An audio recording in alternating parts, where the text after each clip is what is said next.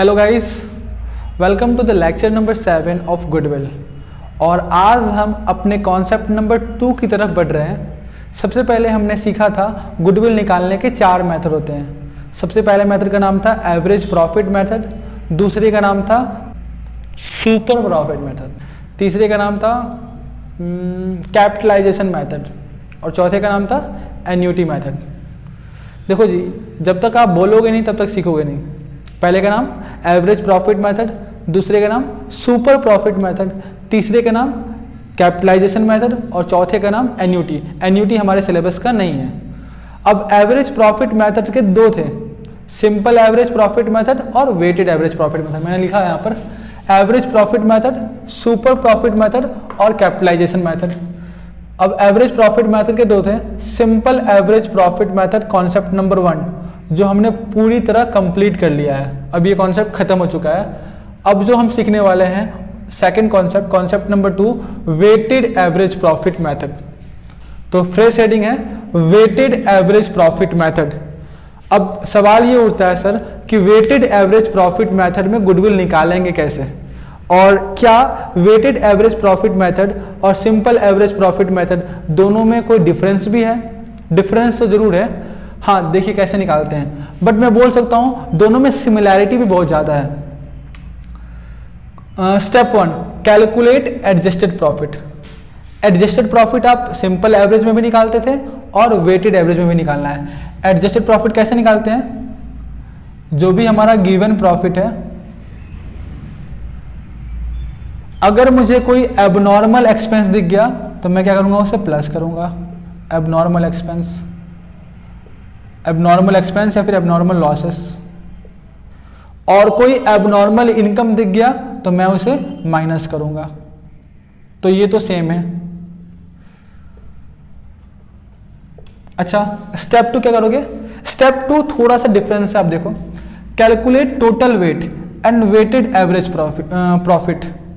Calculate total weight and weighted profit. आपको total weight निकालना है और वेटेड प्रॉफिट निकालना है। कैसे निकालेंगे? क्वेश्चन में बहुत अच्छे से सीखेंगे, यहां भी सीख लो। सबसे पहले ईयर, जो साल दे रखा होगा क्वेश्चन में आपको, फिर एडजस्टेड प्रॉफिट। एडजस्टेड प्रॉफिट हम यहां निकालेंगे, फिर वेट देंगे। वेट हमें क्वेश्चन में देगा, वेट हमें क्वेश्चन में देगा 1 2 3।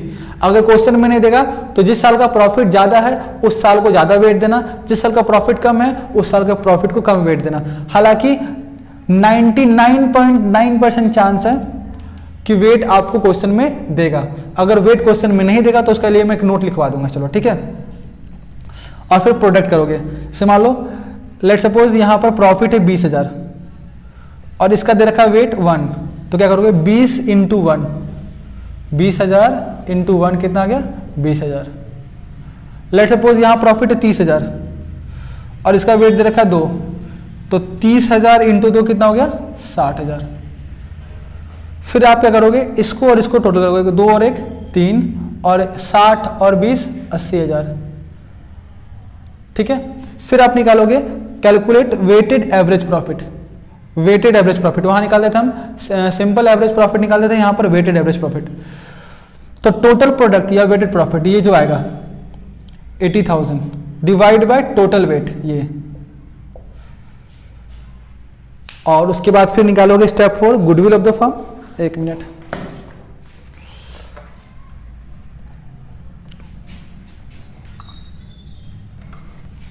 स्टेप 4 क्या निकालोगे?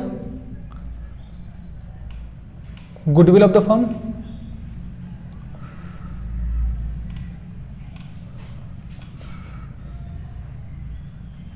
Weighted average profit into number of year purchase.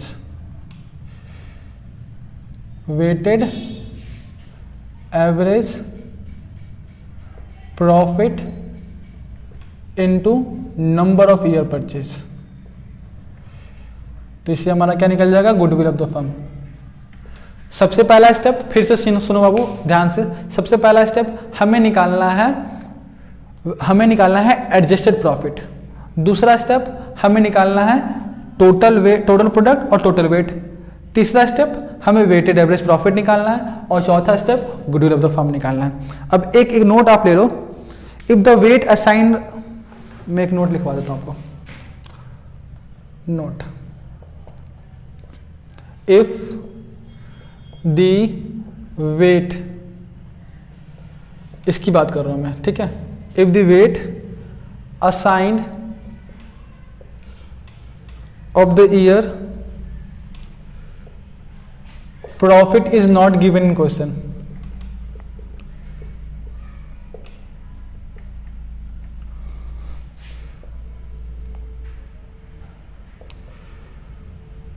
then more weight is given to more profit. अगर वेट आपको क्वेश्चन में नहीं देता है तो ज्यादा प्रॉफिट को आप ज्यादा वेट दोगे, कम प्रॉफिट को कम वेट दोगे। बाबू अगर समझ में नहीं है, परेशानी की बात नहीं है, क्वेश्चन करेंगे समझ में आ जाएगा।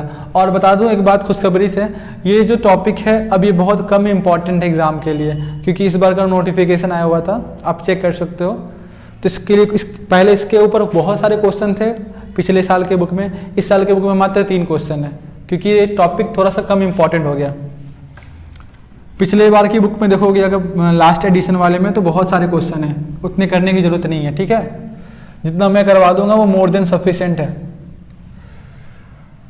आप क्वेश्चन नंबर 14 रीड कीजिए, 14 से आपको गारंटी है क्लियर हो जाएगा कॉन्सेप्ट। मैं भी क्वेश्चन रीड करता हूं। Profits of the firm for the year ended 31 March for the last 5 years were, last 5 साल के प्रॉफिट दे रखा है हमें। 31 मार्च 2016 को 20,000 था, 31 मार्च 2017 को 24,000, 31 मार्च 2018 को 30,000, 31 मार्च 2019 को 25,000 और 31 मार्च 2020 को 18,000। Calculate the value of goodwill on the basis of 3 year purchase. कितना परचेज दे रखा है? 3 year purchase of weighted average profit. देखो बाबू यहाँ नाम लिख दिया, जब नाम लिख देगा तो हमें क्या किससे निकालोगे? वेटेड से निकालोगे। Weighted average profit of after assigning weights, weight दे रखा है हमें 1, 2, 3, 4, 5 respectively to the profits for the year ended 31 March 2016, 17, 18, 19 and 20। Question बता दिया है कि जो 31 मार्च 2016 होगा उसका वेट देना 1, 31 मार्च 2017 होगा उसका वेट देना 2, 31 मार्च 2018 होगा उसका वेट देना 3 और इसके अकॉर्डिंगली। देखो बाबू इस क्वेश्चन में आपको समझ में आ गया होगा, हमें एडजस्टेड प्रॉफिट नहीं निकालना है क्योंकि कोई आइटम नहीं दे रखा है। एबनॉर्मल इनकम, एबनॉर्मल एक्सपेंस, इस तरह कोई आइटम नहीं दे रखा है, तो इस हमारा क्वेश्चन और आसान हो गया। सबसे पहले स्टार्ट करते हैं year, answer to question number 14, answer to question 14, calculation of goodwill. Sorry क्या निकाल रहे हैं? सबसे पहले हम calculation of total weight and weighted profit, calculation of total weight and weighted profit. इसका एक और नाम बोल सकते हो आप प्रोडक्ट।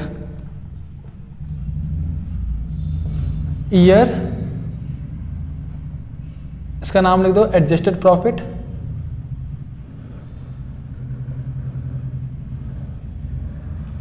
फिर लिखो वेट, फिर लिखोगे आप इसका नाम वेटेड प्रॉफिट या फिर प्रोडक्ट। ये था हमारा ए, ये B, C, D equal to B into C. भाई कितना? 31 मार्च 2016, 31 मार्च 2016, 31 मार्च 2017, 31 मार्च 2018, 31 मार्च 2019 और कौन सा साल दे रखा है हमारे पास? 31 मार्च 2020।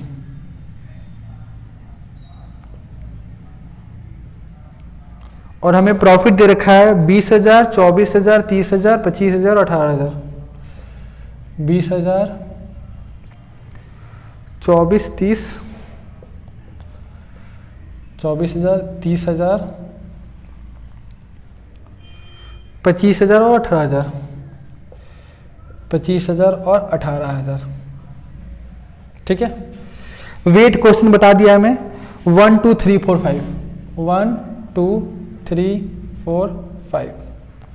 तो ये निकाल लो, 20,000 into 1 equal to 20,000, 24,000 into 2 equal to 48,000, 30,000 into 3 is equal to 90,000, 25,000 into 4 is equal to 1 lakh, और 18,000 into 5 is equal to 90,000।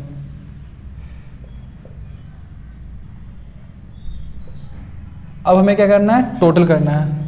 Total 1 और 2 3, 3 3 6, 6 4 10 और 5 15। और यहाँ मेरा calculator 20,000 plus 48,000 plus 90,000 plus 1 lakh plus 90,000, 3,48,000। बहुत गर्मी है, पता है तुमको, पंखा बंद करके वीडियो बनाना पड़ता है। Weighted average profit is equal to weighted profit upon में वेट, वेटेड प्रॉफिट या फिर इसका नाम प्रोडक्ट अपॉन में टोटल वेट। तो 3,48,000 अपॉन में 15, तो आ जाएगा 348,000 डिवाइड बाय 15, तो आ गया 23,200। आप इसे नोट करो 2 मिनट, फिर मैं आगे करता हूँ।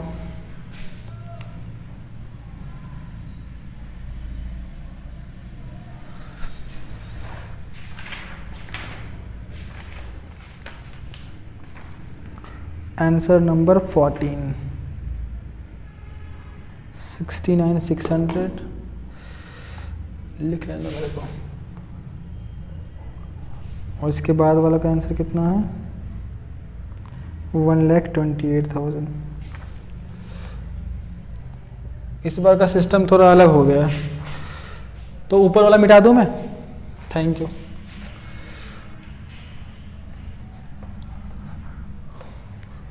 फिर लिखोगे आप क्या, goodwill of the firm.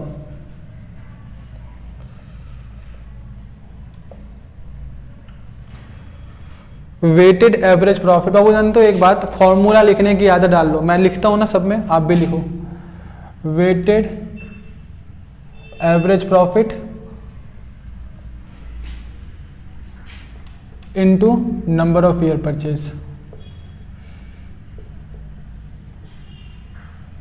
Weighted average profit कितना दे रखा है, अभी निकाला हमने 23,200, और नंबर ऑफ ईयर परचेज शायद क्वेश्चन में 3 था। 3, तो मल्टीप्लाई कर लो 23,200 इंटू 3, 69,600 सही है आंसर। नेक्स्ट क्वेश्चन पढ़िए, क्वेश्चन नंबर 15, और मेरे को पॉज कर लो और खुद से करो ट्राई। धोखा मत देना, खुद से मेरे को पॉज करो पहले, और मेरे को पॉज करके आप खुद ट्राई करो।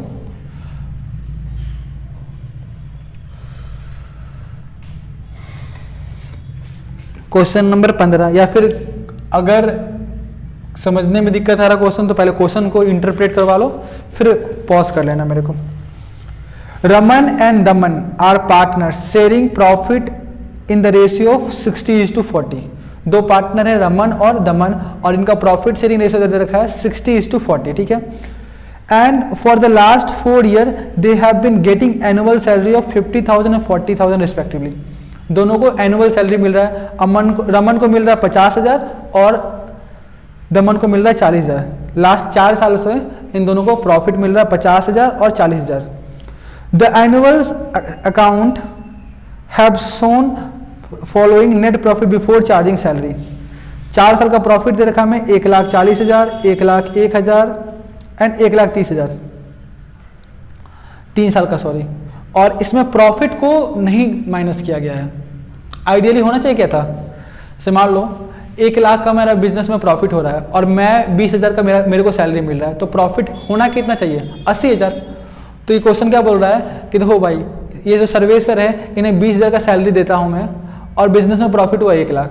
अरे भाई हमें ये नहीं चाहिए, हमें क्या चाहिए, नेट प्रॉफिट बताओ कितना हो रहा है, नेट प्रॉफिट बताओ कितना हो रहा है।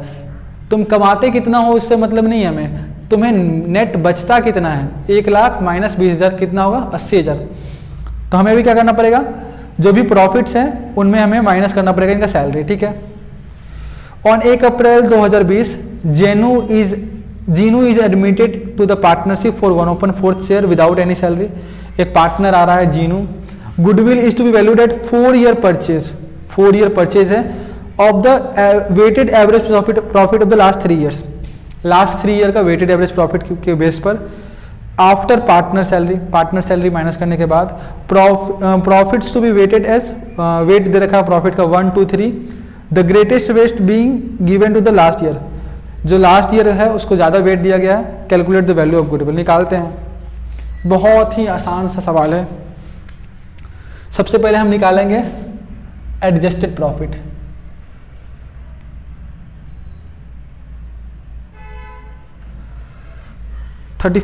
March 2018, 19 and 20। 31st March 2018, 31st March 2019 and 31st March 2020। कितना है प्रॉफिट, 1,40,000, 1,01,000 और 1,30,000। 1,40,000, 1,01,000 और 1,30,000। अब देखो आप, हमें क्वेश्चन में सैलरी दे रखा है दोनों का। इसको मिलता है 50,000 और एक को मिलता है 40,000, तो दोनों को मिलाकर कितना हो गया, 90,000। माइनस कर लो, यहाँ भी 50 और 40, 90,000। दोनों का सैलरी माइनस करोगे ना। कितना आसान क्वेश्चन है।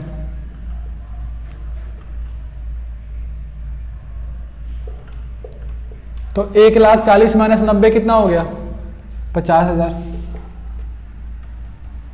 यहाँ 1,01,000 माइनस 90,000, 11,000। और 1,30,000 माइनस 90,000, 40,000। अब निकालेंगे अपना वही ईयर। इसका नाम लिख लो, कैलकुलेशन ऑफ टोटल वेट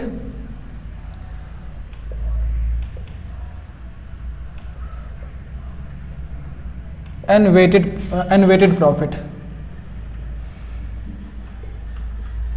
या फिर इसका नाम में और बोल सकते हो प्रोडक्ट्स। ईयर,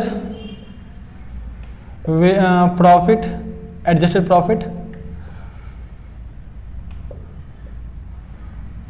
फिर उसके बाद वेट, और यहां वेटेड प्रॉफिट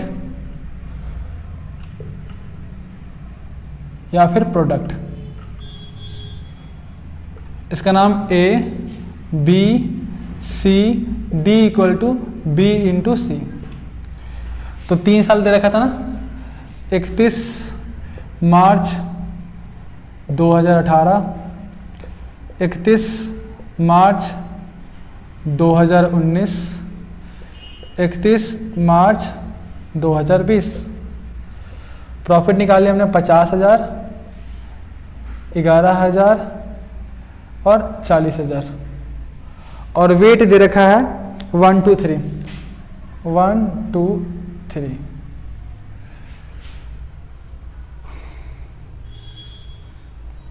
ठीक है, अब निकालो 50,000 इंटू 1, 50,000, 11,000 इंटू 2 22,000 और 40,000 इंटू 3 1,20,000। ऐड करो टोटल 3 2 5 और 1 6 और यहाँ आ गया 1,20,000 1,70 1,70 और 22 1,99 आ गया। ये तो 1 मिनट, थोड़ा सा मिस्टेक हो गया। देखो अब यहाँ कैलकुलेशन में 1,20 और 50 1,70 और 22 1,92 हो गया ना। अब निकालोगे क्या आप? Weighted average profit. तो वेटेड प्रोडक्ट, वेटेड प्रॉफिट, या फिर इसका एक और नाम लिख सकते हो आप, प्रोडक्ट्स अपॉन में टोटल वेट। कितना है? 192,000 divide by 6, 192,000 divide by 6 32,000। Goodwill में ऊपर निकाल दे रहा हूँ, मिटा दे रहा हूँ ऊपर वाला, ठीक है? आप नोट कर लिए होंगे।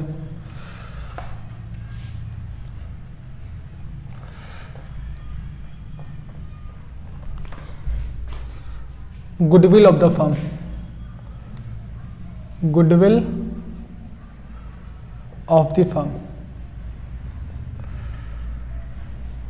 Weighted average profit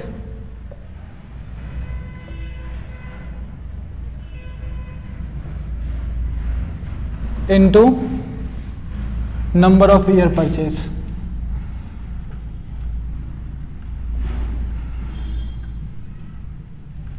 weighted average profit कितना आया? 32,000 और नंबर ऑफ ईयर परचेज कितना आ गया? 4 है शायद। नंबर ऑफ ईयर परचेज है हमारा 4, यस। 32,000 इंटू 4 1,28,000। क्वेश्चन यही समाप्त हो गया। क्वेश्चन नंबर 16 अभी हम करेंगे, लास्ट क्वेश्चन है। थोड़ा बड़ा जाएगा क्वेश्चन नंबर 16 और इसमें बहुत चीज़ सीखोगे भी आप। मैं तो सोच रहा था क्वेश्चन नंबर 16 होमवर्क दे दूं, बट इसमें 1-2 पॉइंट ऐसा है ना क्लोजिंग स्टॉक वाला जो आपसे नहीं होगा, मुझे बताना पड़ेगा।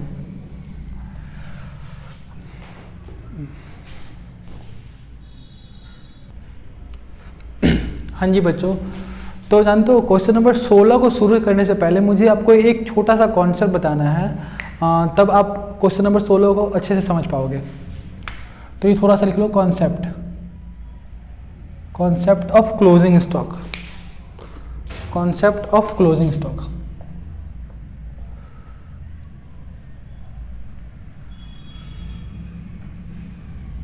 ये शायद मैंने आपको 11th क्लास में सिखाया था, जब अब मैं आपको रेक्टिफिकेशन ऑफ एरर पढ़ा था, तो मैंने सिखाया था आपको।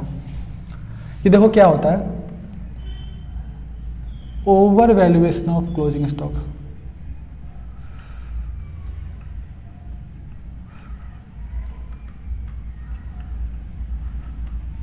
ओवर वैल्यूएशन का मतलब क्या है? जितनी वैल्यू है उससे ज़्यादा हो, जितनी वैल्यू है उससे अगर ज़्यादा में शो रहा हो तो क्या होता है? जैसे मान लो ट्रेडिंग अकाउंट है,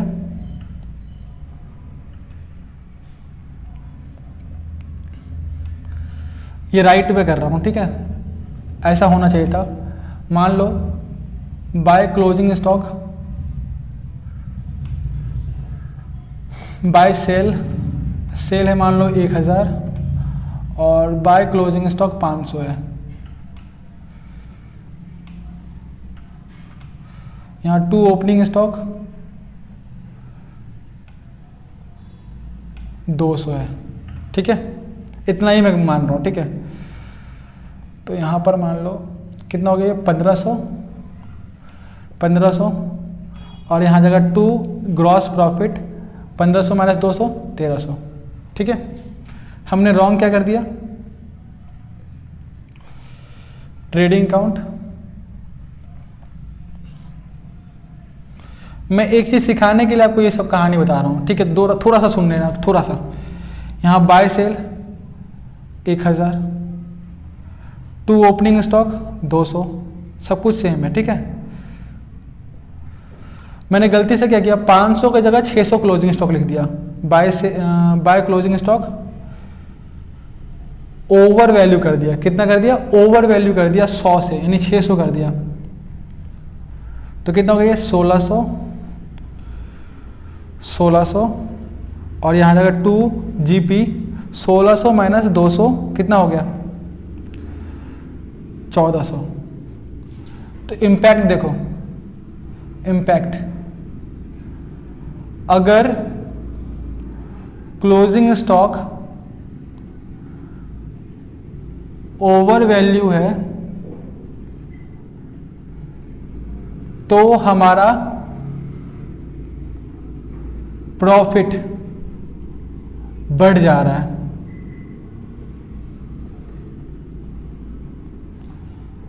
अगर क्लोजिंग स्टॉक हमारा ओवर वैल्यू है, देखो इस यहां पर क्लोजिंग स्टॉक कितना से ओवर वैल्यू है?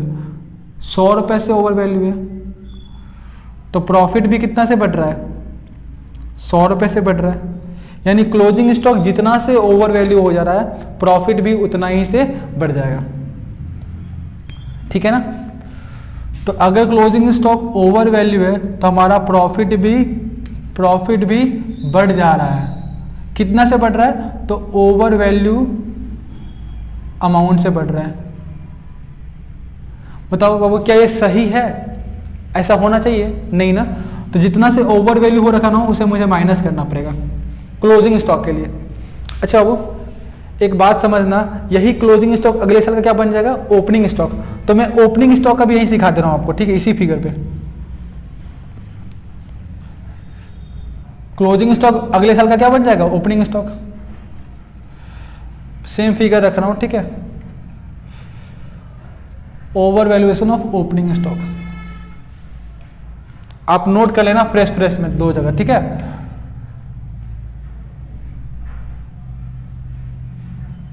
अगर क्लोजिंग स्टॉक बढ़ रहा है तो हमारा प्रॉफिट बढ़ जा रहा है। Over valuation of opening stock, ठीक है।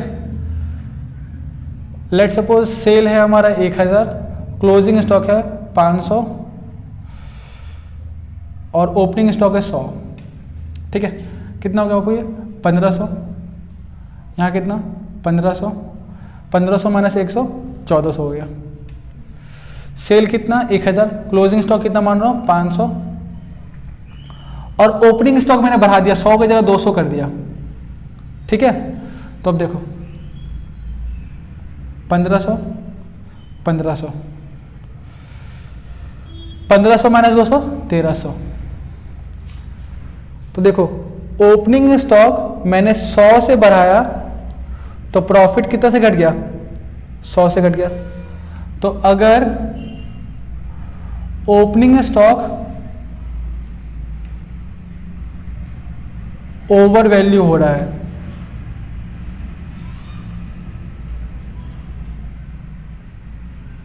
तो प्रॉफिट ओवर वैल्यू अमाउंट से घट जाएगा।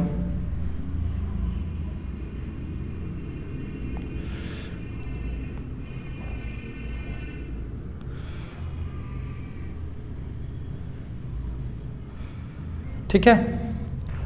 तो इस केस में क्या करेंगे? हमें प्रॉफिट में जाकर प्लस करना पड़ेगा। सुनो, अगर क्लोजिंग स्टॉक बढ़ रहा है तो प्रॉफिट बढ़ जाएगा, क्लोजिंग स्टॉक ओपनिंग स्टॉक बढ़ रहा है तो प्रॉफिट घट जाएगा। अब ये तो था हमारा एक लॉजिक। दूसरा मैं बताता हूं एक और तरीका बता देता हूं मैं आपको।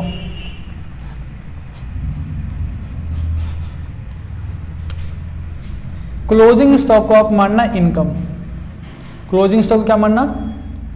इनकम। अगर ओवर वैल्यू है, ओवर वैल्यू का मतलब क्या हो गया? इनकम इंक्रीज हो गया। हमें क्या करना पड़ेगा? सही करने के लिए, रेक्टिफाई करने के लिए क्या करना पड़ेगा बताओ? माइनस। इसी तरह ओपनिंग स्टॉक क्या है? ओपनिंग स्टॉक आप माने ना एक्सपेंस। क्या मानोगे? एक्सपेंस। अगर ओपनिंग स्टॉक ओवर वैल्यू है मतलब इनकम क्या हो गया है, डिक्रीज हो गया है। तो रेक्टिफाई करने के लिए हमें क्या करना पड़ेगा, प्लस। ठीक है, ये अगर नोट आपको मतलब आपको ये नहीं आता है तो फिर आप क्वेश्चन नहीं कर पाओगे। तो अब आइए क्वेश्चन करते हैं, क्वेश्चन नंबर 16। थोड़ा सा मोस्ट इंपॉर्टेंट क्वेश्चन लगा लो, ठीक। देखो अब क्वेश्चन इंपॉर्टेंट नहीं है, क्वेश्चन का एडजस्टमेंट इंपॉर्टेंट है, और एडजस्टमेंट कोई भी केस में आ सकता है। आपको सिंपल एवरेज प्रॉफिट मेथड में भी आ सकता है ये एडजस्टमेंट। तो एडजस्टमेंट इंपॉर्टेंट के कारण क्वेश्चन इंपॉर्टेंट हो गया।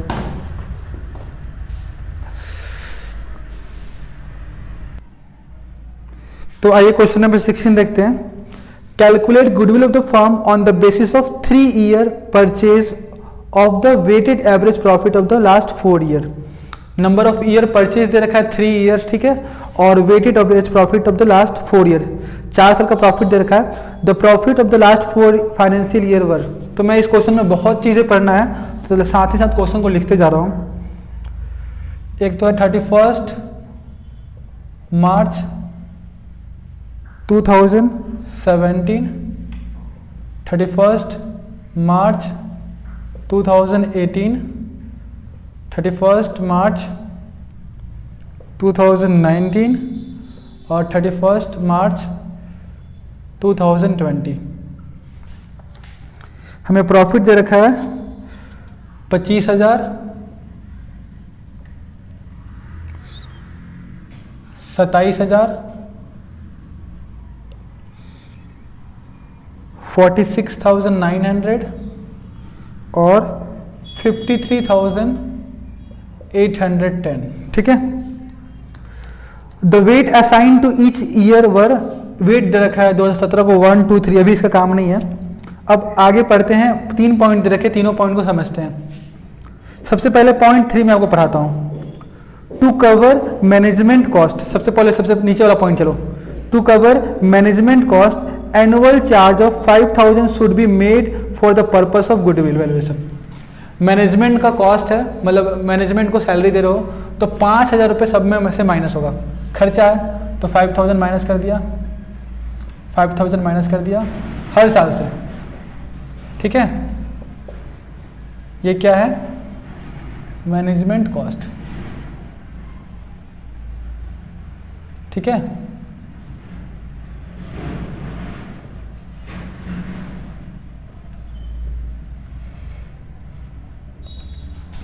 अब आओ point 2, point number 2। The closing stock for the year ended 31 March 2018, closing stock यहाँ एंड 19 यहाँ were over valued bye 1,000 and 2,000 respectively. इस साल का क्लोजिंग स्टॉक ओवर वैल्यूड है और इस साल का भी क्लोजिंग स्टॉक ओवर वैल्यूड है। कितना से ओवर वैल्यूड बाबू, 1,000 से। तो मैंने बताया था आपको, अगर क्लोजिंग स्टॉक ओवर वैल्यूड है यानी इनकम ज्यादा हो गया, मैंने बताया था क्लोजिंग स्टॉक का मतलब क्या हो गया, इनकम। अगर क्लोजिंग स्टॉक ओवर वैल्यूड है यानी इनकम बढ़ रहा है, तो हमें क्या करना पड़ेगा, माइनस करना पड़ेगा सही करने के लिए 1,000। ये क्या है, क्लोजिंग स्टॉक ओवर वैल्यूड, और यहां भी हमें माइनस करना पड़ेगा 2,000। Closing stock over valued. अच्छा, मैंने बताया था क्लोजिंग स्टॉक, इस साल का क्लोजिंग स्टॉक अगले साल का क्या बनता है, ओपनिंग स्टॉक। तो ये जो 1,000 है ये इस साल का क्या बना होगा, ओपनिंग स्टॉक। जो क्लोजिंग स्टॉक है वो नेक्स्ट ईयर का क्या बनता है, ओपनिंग स्टॉक। और जब क्लोजिंग स्टॉक ओवर वैल्यूड था तो ओपनिंग स्टॉक भी क्या होगा, ओवर वैल्यूड होगा। और ओपनिंग स्टॉक ओवर वैल्यूड यानी इनकम डिक्रीज हो गया है, और हमें क्या करना पड़ेगा, इसे प्लस करके सही करना पड़ेगा। तो ये जो 1,000 का जो क्लोजिंग स्टॉक ओवर वैल्यूड हुआ था, इस साल का इनकम को घटा दिया होगा, तो प्लस करना पड़ेगा 1,000 मुझे। ये क्या हो गया, ओपनिंग स्टॉक ओवर वैल्यूड। अच्छा, ये वाला 2,000 यहाँ का ओपनिंग स्टॉक बना होगा, तो प्लस कर दूंगा 2,000 ओपनिंग स्टॉक ओवर वैल्यूड। एक नोट लिख लो आप, ताकि आपको रिवीजन टाइम पे याद रहेगा। Closing stock over value treatment.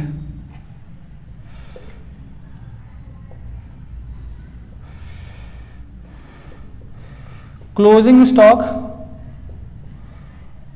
overvalued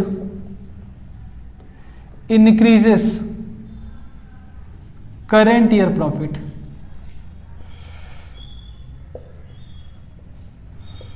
and decreases next year profit। इस साल का तो प्रॉफिट बढ़ा देता है बट नेक्स्ट ईयर का प्रॉफिट घटा देता है। तो इसका ट्रीटमेंट देख लो। करेंट ईयर में क्या करेंगे हम इसे, और नेक्स्ट ईयर में क्या करेंगे। क्योंकि ये करेंट ईयर के प्रॉफिट को बढ़ा देता है तो मुझे क्या करना पड़ेगा करेंट ईयर में माइनस, और नेक्स्ट ईयर के प्रॉफिट को घटा देता है तो मुझे नेक्स्ट ईयर में क्या करना पड़ेगा प्लस। तो यही मैंने किया, करेंट ईयर में माइनस और नेक्स्ट ईयर में प्लस, करेंट ईयर में माइनस और नेक्स्ट ईयर में प्लस। ठीक है। और अब लास्ट एडजस्टमेंट देख लो, क्वेश्चन पॉइंट 1। पॉइंट क्या 1 क्या बोल रहा है, ऑन 1 अप्रैल 2017, 1 अप्रैल 2017, 31 मार्च 2017 का अगला दिन क्या होगा 1 अप्रैल 2017। 1 अप्रैल 2017 यहाँ नहीं आएगा, यहाँ आएगा। अरे भाई ये 31 मार्च खत्म हो गया ना, उसका अगला दिन 1 अप्रैल होता है, तो 1 अप्रैल 2017 यानी यहाँ। A major plant repair was undertaken for 10,000। हमने एक प्लांट खरीद के लाया मशीन, और 10,000 रुपये का उसका रिपेयरिंग लगा। वह चार्ज टू रेवेन्यू, मतलब वो मेजर है जो मैंने बताया था, जब प्लांट को आप खरीदते हो और उसमें रिपेयरिंग ज़्यादा कर देते हो तो उसके कॉस्ट में चला जाता है, तो ये उसके कॉस्ट में जाएगा। तो हमने क्या कर दिया, गलती से उसे रेवेन्यू मान के रिपेयरिंग में कर दिया है डेबिट, तो रॉन्ग डेबिट। अरे भाई प्लांट अकाउंट असेट्स में जाना चाहिए था, हमने रिपेयर में कर दिया, प्रॉफिट घटा दिया। इस तरह का तो एडजस्टमेंट बहुत सारा देख लिया हम अभी। सुनो फिर से सुनो, क्योंकि ये खर्चा हमारे प्रॉफिट एंड लॉस आइटम का नहीं है, हमारा असेट्स है ना, बैलेंस शीट में जाएगा ना, तो इसलिए मैंने उसे प्लस कर दिया। इसका डेप्रिसिएशन यहाँ आएगा। The said sum is to be capitalised for goodwill subject to the adjustment of 10% per annum on written down value method. इसके ऊपर डेप्रिसिएशन लगेगा 10%, तो मैं लिख लेता हूँ यहाँ पर डेप्रिसिएशन लगाऊंगा। डेप्रिसिएशन वर्किंग नोट बना लो इसके लिए। 31 मार्च 2018, 31 मार्च 2019, आप वहाँ भी कर सकते हो, मेरे पास जगह कम है। 31 मार्च 2020, 10,000 का डेप्रिसिएशन था, मतलब मशीन था, और 10% डेप्रिसिएशन लग रहा है। तो फर्स्ट ईयर में कितना डेप्रिसिएशन लगा 1,000। ठीक है, ये क्या है डेप्रिसिएशन है। सेकेंड ईयर में 10,000 का मशीन था, 1,000 का डेप्रिसिएशन लग चुका है, WDV बोला है मेथड, तो बचा कितना मशीन का वैल्यू 9,000, और इसके ऊपर 10% डेप्रिसिएशन तो 900, तो यहाँ 900 माइनस कर दो डेप्रिसिएशन। तीसरे साल में इसकी वैल्यू कितनी हो गई अब 9,000, और 900 रुपये और डेप्रिसिएशन लग गया, तो बचा कितना 8,100, फिर 10% 810, यहाँ माइनस 810। तो अब ये अब नोट कर लेना, मिटा रहा हूँ मैं। तो 25,000 माइनस 5,000, ये आ गया हमारा 20,000। यहाँ देखो 27,000, मैंने 27,000 प्लस 10,000, ठीक है 27 और 5, रुको यार, 27,000 माइनस 5,000 माइनस 1,000 प्लस 10,000 माइनस 1,000, 30,000। और ये देखो 46,900 माइनस 5,000 माइनस 2,000 प्लस 1,000 माइनस 900, 40,000। अब तो आसान हो गया। 53,810 माइनस 5,000 प्लस 2,000 माइनस 810 50,000। मेन तो काम यही था, अब आसान हो गया है। आओ निकाले एवरेज प्रॉफिट। एवरेज, ओहो ये तो मेथड वो है ना, ईयर एडजस्टेड प्रॉफिट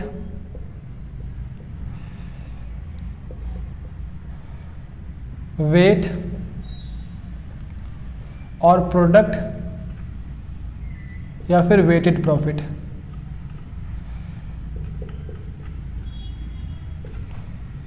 ईयर है हमारे पास 31 मार्च 2017, 31 मार्च 2018, 31 मार्च 2019, 31 मार्च 2020। 25,000, 27,000, 46,900, ओ सॉरी और 20,000, 30,000, 40,000। मेरा दिमाग कहाँ रहता है मुझे समझ में नहीं आता। 50,000, बताओ इतना मेहनत से निकाला और वही गलती कर रहा हूँ। वेट दो, आपको क्वेश्चन में बोला 1 2 3 4 बताया क्वेश्चन ने, तो ये हो गया 20,000, 60,000, 40 इंटू 3 1,20,000, 50 इंटू 4 2 लाख। किसी को डाउट है कैसे आया तो देख लेता हूँ मैं। 20,000 into 1 equal to 20,000, 30,000 into 2 40,000 into 3 और 50,000 इंटू 4। टोटल कर लो, 4 3 7 2 9 और 1 10, और यहाँ 2 और 1 3 3 3,20,000, 3,80,000, 4 लाख। ऊपर वाला बाबू इरेज कर दूं? सर कर दो, आपकी खेती है।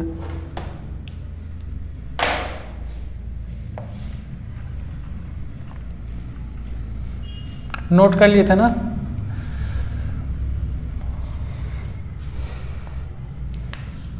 अब हम निकालेंगे, क्या निकालेंगे? वेटेड, मार्कर भी धोखा दे रहा है। वेटेड एवरेज प्रॉफिट कैसे निकालोगे? वेटेड प्रॉफिट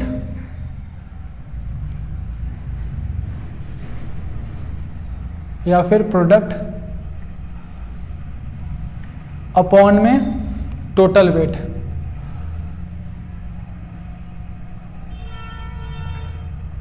तो 4 lakh divide by 10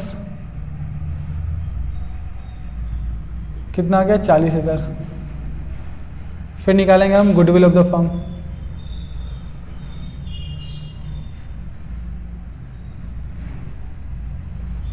weighted average profit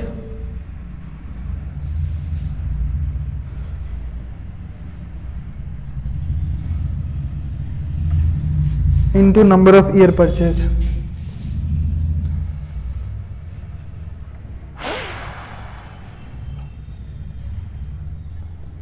$40,000 number of year purchase 3 है क्वेश्चन में, देख लो आप, तो 1,20,000। बाबू अगर आपको ये क्वेश्चन समझ में आया तो कमेंट बॉक्स में मुझे बताना, अगर नहीं आया तो फिर इसे मैं बताऊंगा। जरूर कमेंट में लिख देना कि बाबू क्वेश्चन समझ में आ गया सर ये। फिर मिलेंगे अगले कॉन्सेप्ट नंबर 3 सुपर प्रॉफिट में नेक्स्ट वीडियो में। तब तक के लिए बाय बाय, अपना ख्याल रखिएगा।